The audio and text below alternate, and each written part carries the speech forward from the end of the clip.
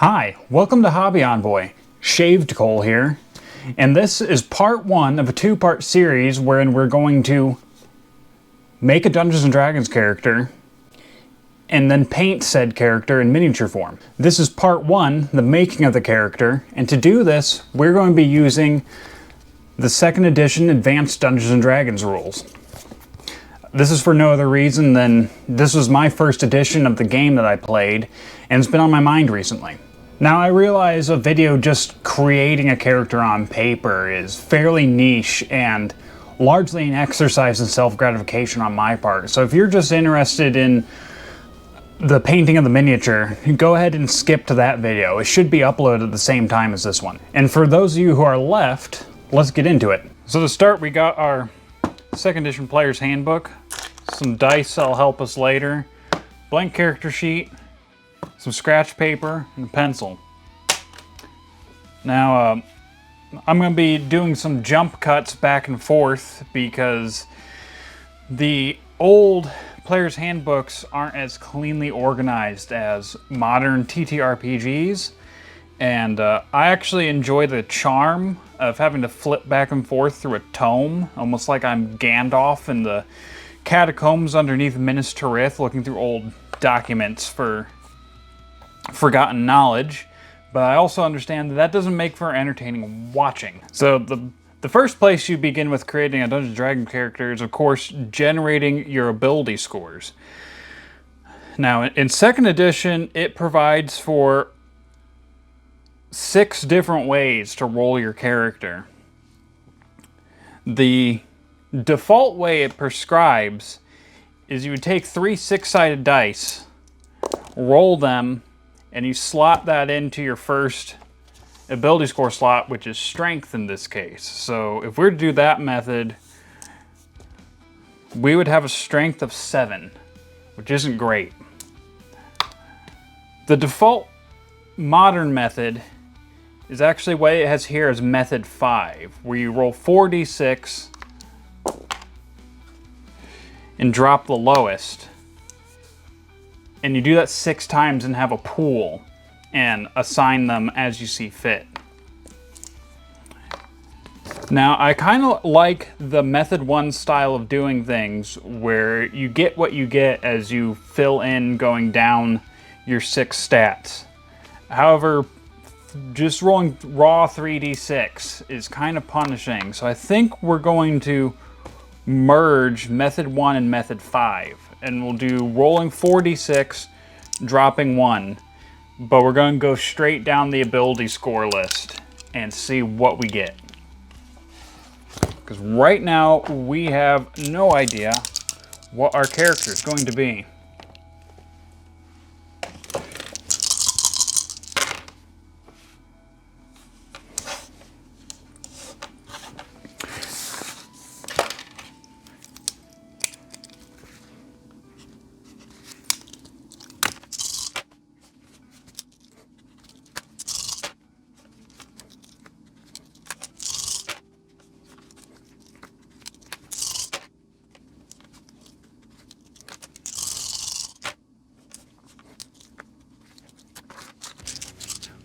So the dice were hot for us with 17 strength, 15 dex, 16 con, 16 intelligence, 12 wisdom as our lowest ability score, and 15 charisma.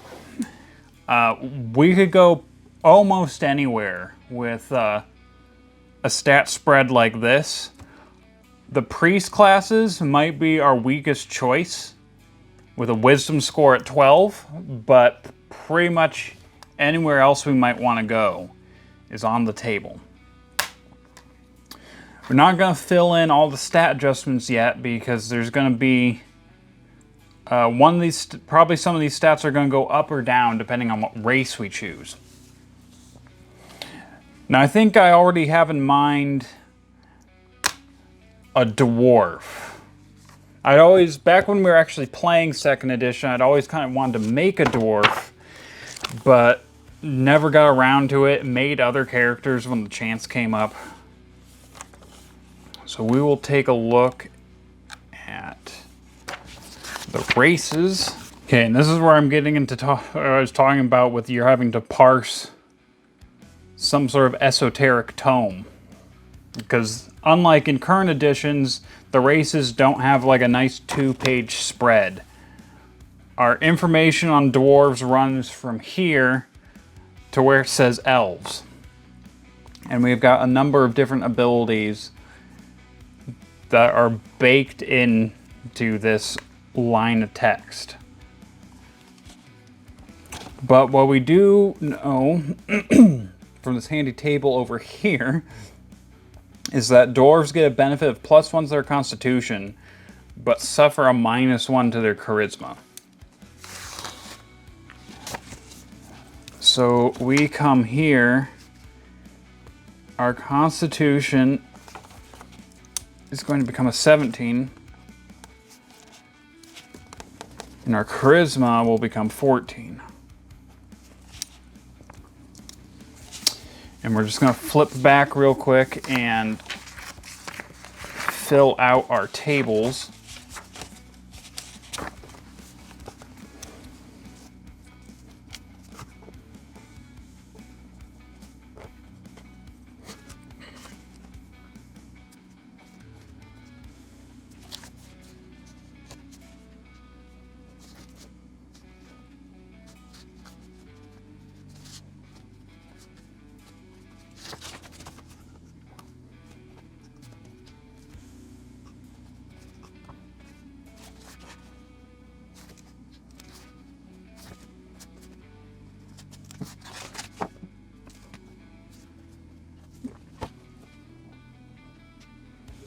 So,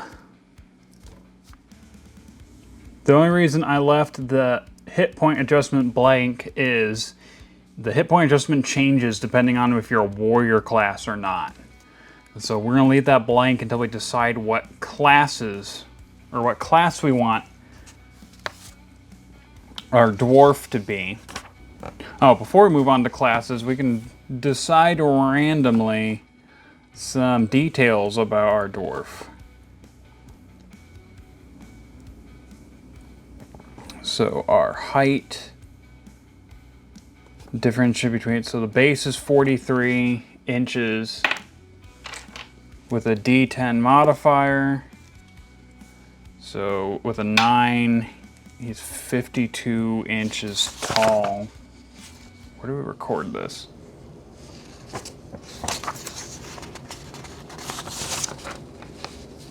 Here we go.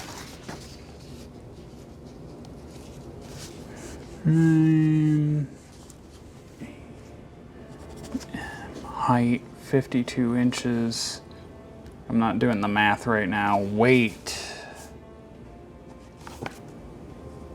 Base 103. Modifier 4d10. I don't have 4d10s with me. So we're going to real quick do a dice roller.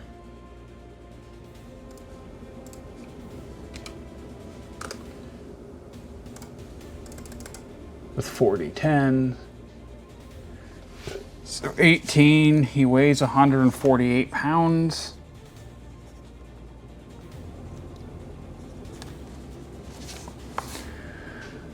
Hair. We can decide on how he looks later.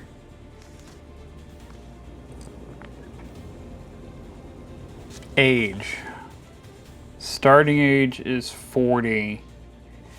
With a 5d6 variable. We'll roll our 4d6 and then roll an extra one. So 2, 2, 6, 10, 13. Our dwarf is 53 years young.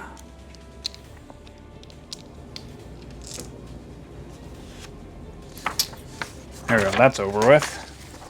Now we can get on to classes. So after some deliberation, we're going to do something that is unique, I think, to 2nd edition, which is multi-classing. Now, your action might be like, well, wait, in 5th edition you can multi-class, and you're correct, but it's a change in the semantics and terminology. Multi-classing as it exists in 5th edition, i.e. you take a class at first level, you level it up a number of levels, and then you switch classes and stop earning experience in the first class to start earning experience in the second class exists, but they call it dual class in 2nd edition, and only humans can dual class. And demi-humans can multi-class, which is rather than picking one class at a time to work on, a multi-class character can be 2 or more classes all at once, and they're splitting their experience between as many classes as they take. Now, we're not going to go crazy. The dwarf can only be a fighter, a thief, or a cleric, and we already kind of determined a 12 wisdom is kind of low for a cleric, so we'll make our dwarf a fighter thief. Okay, so we're averaging out our hit points. So it's a D10 for...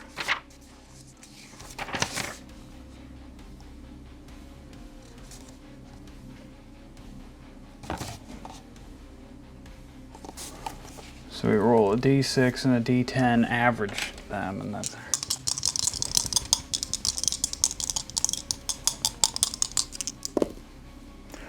So we have a 5 and a 5, so we're gonna have 8 hit points.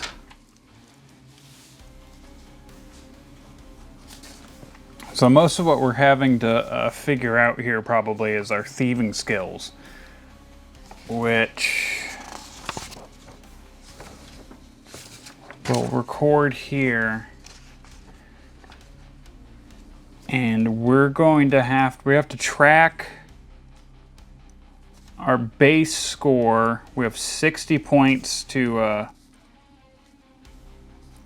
assign to improve them, but we also have racial adjustments based on being a dwarf.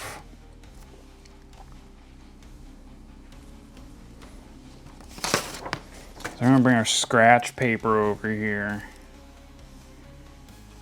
And our base score is 15, 20,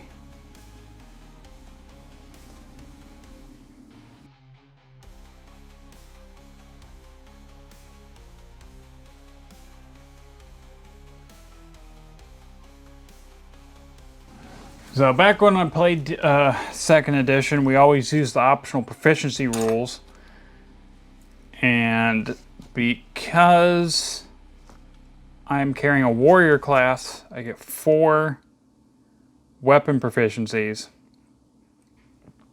And it doesn't matter, rogue or warrior, we're getting 3 non-weapon proficiencies. But because we have such a high intelligence, we get 5 non-weapon proficiencies, which covers languages to tool skills and the like. So we're going to be able to choose 4 weapon proficiencies and 8 different proficiencies. We can become specialized in one weapon because we're a fighter. And I think we're going to specialize in warhammers, because dwarves have warhammers. And 2 slots are dedicated to that. And we'll spend an additional, we'll spend the other 4 on axes. Give them a range proficiency, go with a heavy crossbow. Probably need to specify what kind of axe, because this is 2E. Non-weapon proficiencies.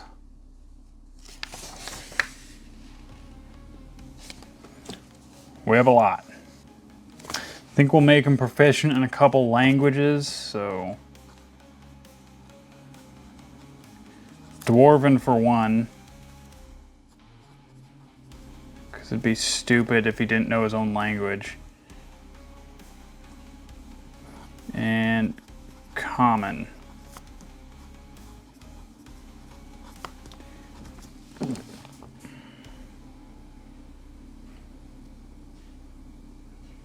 Also make him a blacksmith, because I like that traditional image of the dwarven smith. And we can go over to our class specific. So we can be a blacksmith, and we can further be a weaponsmith. That's going to take 3 slots. And that's going to use our intelligence. So we got 2 slots left for our... We'll do blind fighting from our rogue. For all those situations where we're in an orb of darkness, there's no relevant ability. And I am writing the wrong stuff in places. So next we have to get equipment for our Dwarven Fighter Thief. And per the multi-classing rules, we choose the option that's the most generous. And I think if we math it out, the maximum one is our warrior with 5d4 times 10. Because I'm pretty sure that gives us a max possible of 200 GP. We'll see if that's what we get. Here, we'll just 1, 4, 7, 8, 11. So 110 gold worth.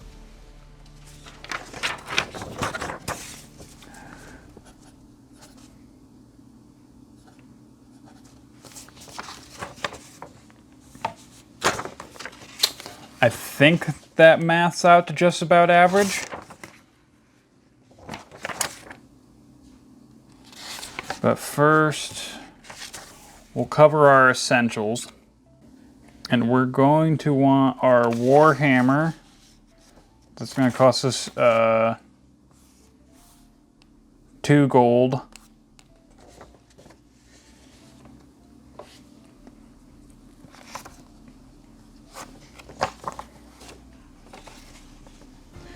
Which doesn't do the most amount of damage. But we're really good at using it. So we'll mark off that. We have a Warhammer.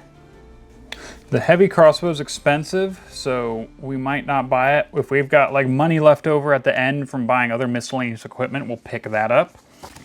Now we'll want to pick up some armor.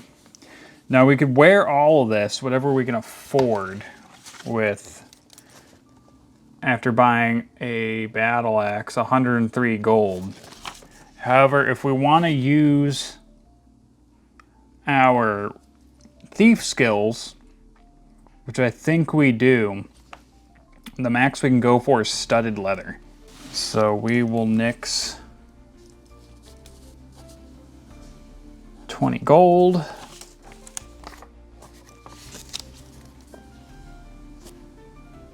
And give ourselves some studded leather armor. And we'll spend the GP to have a little shield.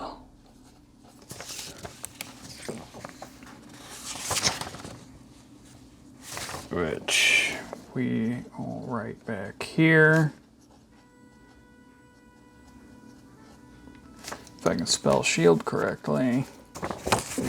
And really quick, we'll run over to page 75 to figure out what our armor class is. Studded leather armor with a shield. Our armor class is 6. And now we got 80 gold burning a hole in our dwarf's pocket to buy a number of other stuff. And I'm going to fast forward through this as we fill out the rest of our dwarf's equipment. I'm going to assume he's naked until we clothe him, so.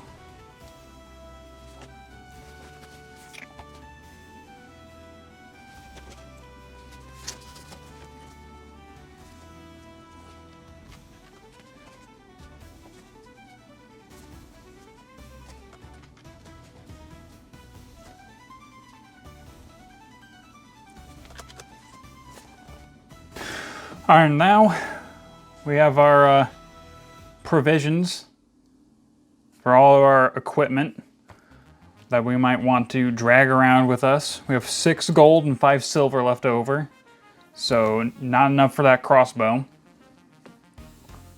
But I figure having things like a tent and thieves' picks so we can actually use our thieving skills would be important.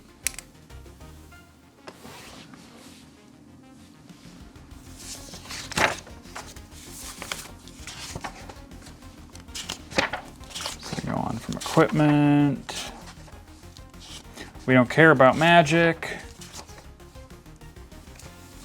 And with that, we're pretty much done creating the character. I'm just going to take a moment to fill out things like our saving throws, our Thaco, which is a weird system D&D before 3rd edition used where lower armor classes are good, and you had to do a calculation to figure out what the number you rolled hits what armor class, which is a little weird.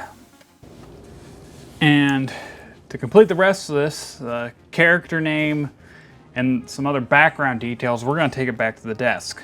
Otherwise, this is a ready-to-play level 1 2nd edition character.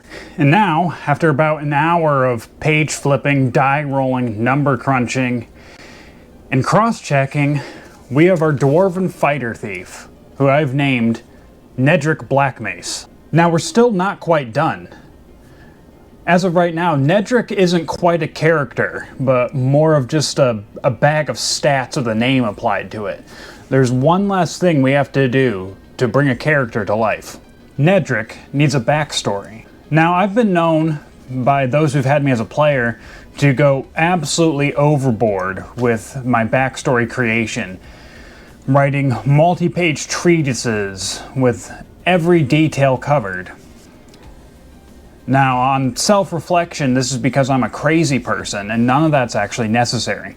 I think really, a backstory can be anywhere from a paragraph to about a page, and it should deliver 5 things to the Dungeon Master. Who the character is, where they're from, what their life was like before they began adventuring, a relation, and what was their call to action, why did they begin their adventure. And this is what I came up for Nedrick.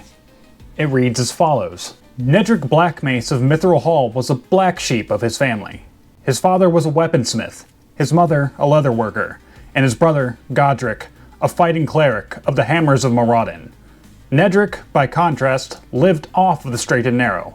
He whiled away his time getting into tavern brawls and getting into, and out of, entanglements with the Dwarven constabulary. Godric would leave Mithril Hall to embark on a spiritual journey to collect the finest materials from across Faerun to craft a masterwork in the name of Moradin. Nedrick thought this had nothing to do with him, until he received a letter from his wayward brother. It read, Ned, I have made a grave miscalculation on my journey. If you are receiving this, I need your assistance. Do not worry, mother and father, their place is in the hall. Meet me with all haste in... And the rest of the letter was cut off. The scrawl of his brother's handwriting abruptly ending.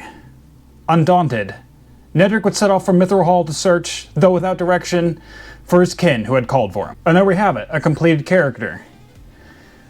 Not just a bag of stats with a name, but also everything that I think a Dungeon Master, were this character created for an actual campaign, everything they would need to understand a little bit about the character, who they are, and why they're adventuring. If you want to continue with Nedrick and see what he looks like on the table, continue on to the next video, where we'll be painting him. See you then.